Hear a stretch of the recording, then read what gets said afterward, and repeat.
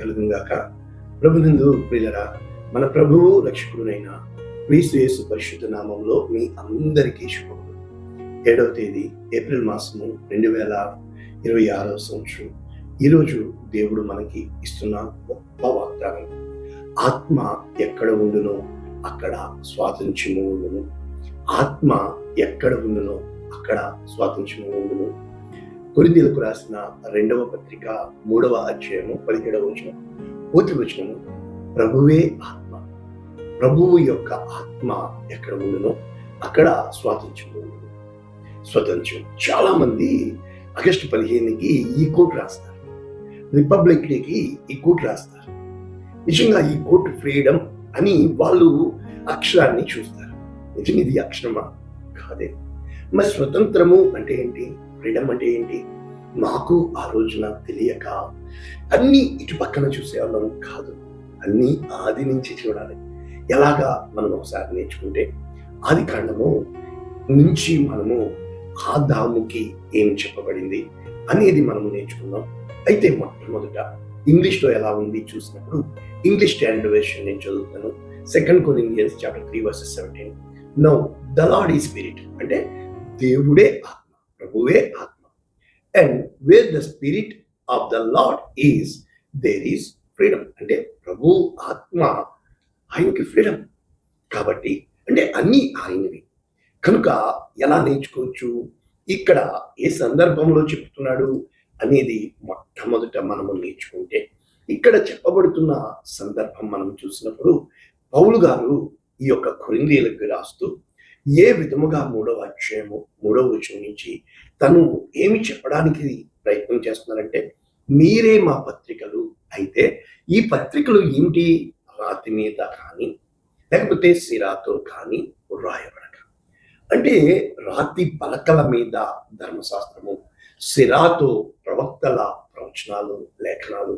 అయితే మెత్తని హృదయముల మీద, మరి నిన్న చెప్పాను కదా, జీవము గల దేవుని ఆత్మతో, చూసారా, ఆత్మతో రాయబడిన పత్రికలై ఉన్నాయి. ఎలాగా అంటే, ఎప్పుడైతే క్రీస్తు యేసు ప్రభువుని నమ్ముతామో మనము, ఈ క్రీస్తు యేసు ప్రభువుల వారు కొత్త నిబంధనకు పాత నిబంధన అనగా అక్షరమునకు కాదు కానీ ఆత్మకు పరిచారకులు. అంటే ఈ అక్షరము ఆజ్ఞని హేతు చేసుకుని మరణాన్ని ఇస్తుంది, ఆత్మ జీవాన్ని ఇస్తుంది, కృపని హేతు చేసుకొని. అంటే రాళ్ళ మీద చెక్కబడిన అక్షరములకు ఎంత మహిమ ఉంటే, మోషే ఆ యొక్క ముఖము మీద ప్రకాశించుచుండిన ఆ మహిమ తగ్గిపోయేది అని తెలిసిన మోషే ముఖమును వారు చూడలేకపోయారు కదా. అటువంటప్పుడు ఆత్మ సంబంధమైన పరిచర్య ఇంకా ఎంత గొప్ప మహిమ గలదై ఉంటుంది. కాబట్టి ఇక్కడ శిక్షా విధికి సంబంధించిన పరిచర్య, కారణమైన పరిచర్య, ఇక్కడ నీతికి కారణమైన పరిచర్య, ఇక్కడ మహిమ అయితే ఇక్కడ అత్యధికమైన పాయింట్. అంటే అత్యధికమైన మహిమ దీనికి ఉండుట వలన ఇక దీనికి మించింది లేదు. కాబట్టి ఎలా చెప్పవచ్చు ఇప్పుడు, ఆ యొక్క తగ్గిపోయే మహిమే, ఆగిపోయే మహిమే ఇశ్రాయేలీయులు మోషేనే చూడలేకపోతే, మోషే ముఖము మీద ముసుగు వేసుకుంటే, మనము క్రీస్తు యేసు ప్రభువునందున్న వారమై ఎంత గొప్ప మహిమను, అంటే వారు తమ హృదయాలను కఠినపరుచుకుని ఇప్పటి వరకు పాత నిబంధన చదువుతున్నారే తప్ప, ఎప్పుడైతే ఆ నిబంధన వారికి కాదు కానీ క్రీస్తు యేసు ప్రభువుల యందు ఆ ముసుగు తీసివేయబడుతుంది కనుక అని చెప్పుతూ, మనమందరము ముసుగు లేని ముఖముతో, అంటే ప్రభువు యొక్క మహిమ అద్దము వలె, అంటే ఆయన మహిమ మన హృదయములో ఉన్నప్పుడు, మన ముఖములలోంచి దేవుని మహిమ ఎప్పుడైతే ఆత్మ ద్వారా మనము ఈ కార్యాలు చేయగలుగుతామో అని ఈ సందర్భంలో చెప్పబడుతూ, అంటే నేనేం చెప్పడానికి ప్రయత్నిస్తున్నాను, నేను అలాగే చూశాను. ఎలాగా? ఫ్రీడమ్, స్వతంత్రము అంటే నాకు నచ్చింది నేను చెయ్యాలా, నాకు తెలిసింది నేను చెయ్యొచ్చు, నేను ఎలాగైనా కాదు కాదు కాదు. ఇక్కడ ఏం చెప్పడానికి ప్రయత్నిస్తున్నారు అని చూసినప్పుడు ఇక్కడ సత్యము మిమ్మును స్వతంత్రులుగా చేయను. యోహాను సువార్త 8:32 అంటే సత్యము, the truth will always set you free. Truth అంటే ఏంటి? ఒక్క మాటలో ఇప్పుడు పాస్వర్డ్ ఎన్నో పెడతా ఉంటాం. అబద్ధాన్ని గుర్తుపెట్టుకుంటూ ఉండాలి, అబద్ధము అతికినట్టు ఉండాలి. అబద్ధము అనేది ఇప్పుడు చెప్పవు కానీ తర్వాత మర్చిపోతావు, కానీ నిజమనేది ఎప్పుడూ నిజమే. కనుక ఇక్కడ ఏమి జరిగింది, అసలు ఏ సందర్భంలో క్రీస్తు యేసు ప్రభుల వారు ఈ విషయాలు చెప్తున్నారు అని చెప్పినప్పుడు, నన్ను పంపిన వాడు నాకు తోడై ఉన్నాడు కనుక నేను ఎప్పుడూ సత్యంలో నడుస్తున్నాను, ఆయన నన్ను ఒంటరిగా విడిచిపెట్టలేదు అని ఈ విధముగా చెప్తున్నప్పుడు కొంతమంది యూదులు ఆయన యందు విశ్వాసం ఉంచారు. అయితే నమ్మిన వారితో నా వాక్యమందు నిలిచిందన్నారు కనుక మీరు శిష్యులై సత్యమును గ్రహించెదరు, సత్యము మిమ్మల్ని స్వతంత్రులుగా చేస్తుంది. అంటే ఎప్పుడైతే ట్రూత్ అనేది మనకి తెలుస్తుందో, చాలాసార్లు మనము బేస్కి వెళ్ళము, ట్రూత్ అనేది తెలుసుకోకుండా మనము తొందరపడుతూ ఉంటాం. మరి ఇప్పుడు ఈ ట్రూత్ అనేది ఏంటి? ఇక్కడ నేనేం చెప్పడానికి ప్రయత్నిస్తున్నాను?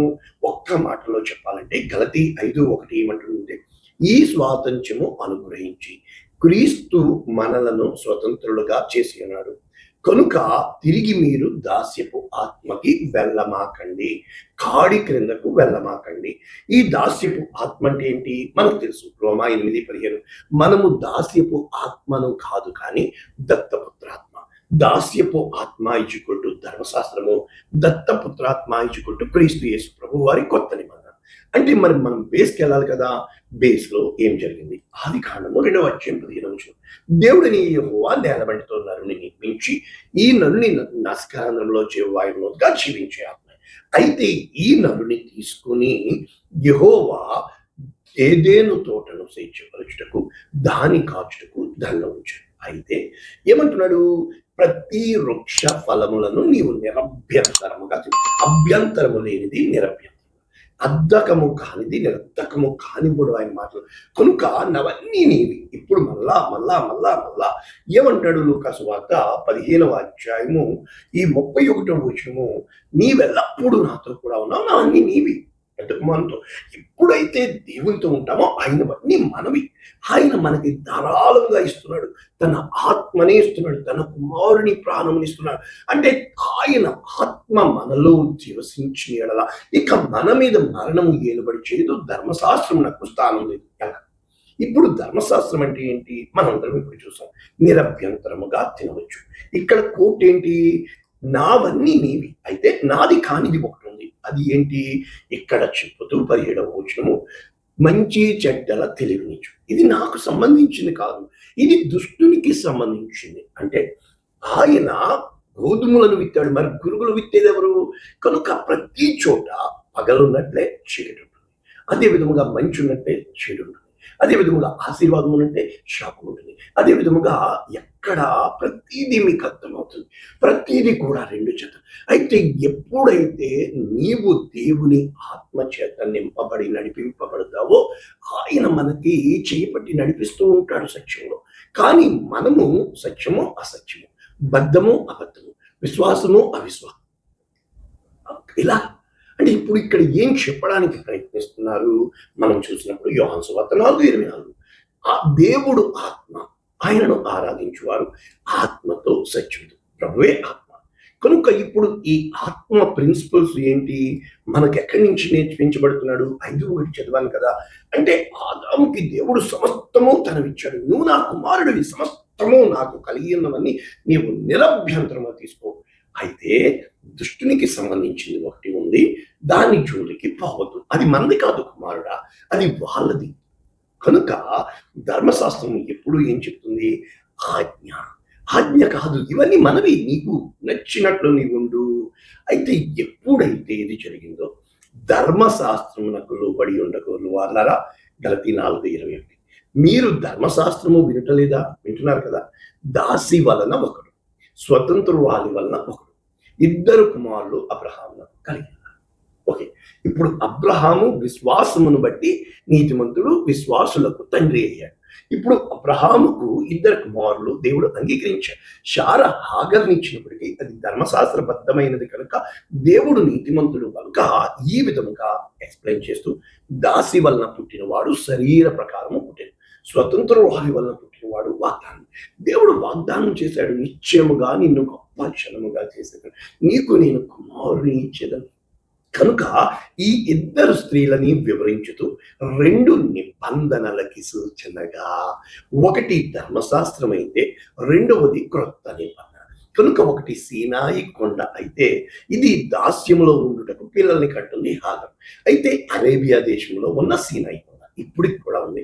కనుక యెరూషలేము దాని పిల్లలతో కూడా దాస్యం ఉంటున్నది కనుక ఆ నిబంధనకు.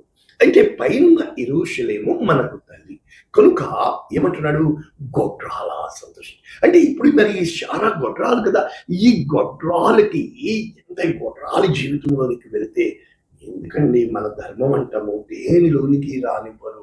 కనుక ధర్మాన్ని పాటిస్తున్నాను అంటున్నాం కానీ ఆ ధర్మంలోనే ఉన్న మనము ఇక్కడ చెప్పబడుతుంది ఏమంటున్నాడు, పెనిమిటి గల దాని పిల్లల కంటే పెనిమిటి లేని దాని పిల్లలు ఎక్కువ మంది.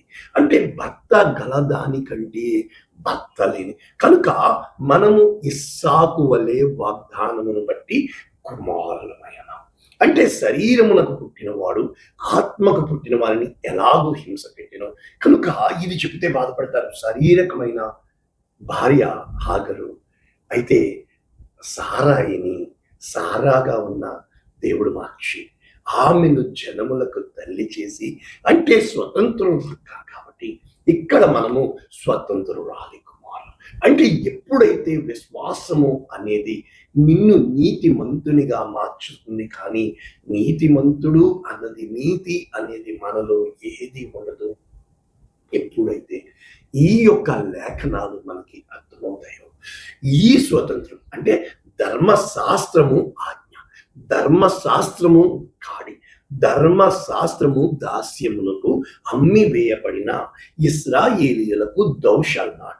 అయితే దాస్యపు కాడి నుంచి మనల్ని విడిపించుటకు ఆ కాడి రాను మీద వేలాడి యేసు క్రీస్తు ప్రభుల వారు ప్రాణం పెట్టడం వల్ల ఆ మరణపు ముళ్ళును విరిచడం బట్టి ఆయన ఆత్మ తిరిగి పునరుద్ధానుడవడం బట్టి ఆయన తన ఆత్మ మనలో ఉంచి కార్యములు చేపించి నడిపిస్తున్నాడు. కనుక ఇది సువార్త.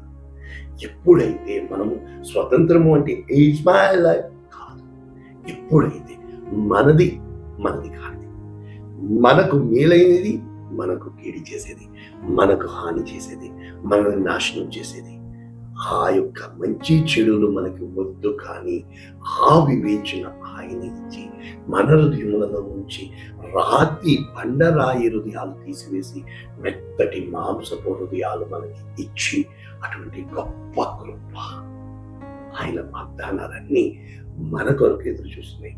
అటువంటి కృప దేవుడు మనకి అనుగ్రహించుగాక. పరిశుద్ధుల ప్రేమ మితమైన వాక్యము అనేక మందికి ఆశీర్వాదంగా, వెలుగులోనికి నడిపేవారుగా, మరణములోంచి జీవంలోనికి తెచ్చుకున్న ఆశ్చర్యమైన వెలుగు మీ మీద ప్రకాశించుగాక. ఆమేన్. దేవుడు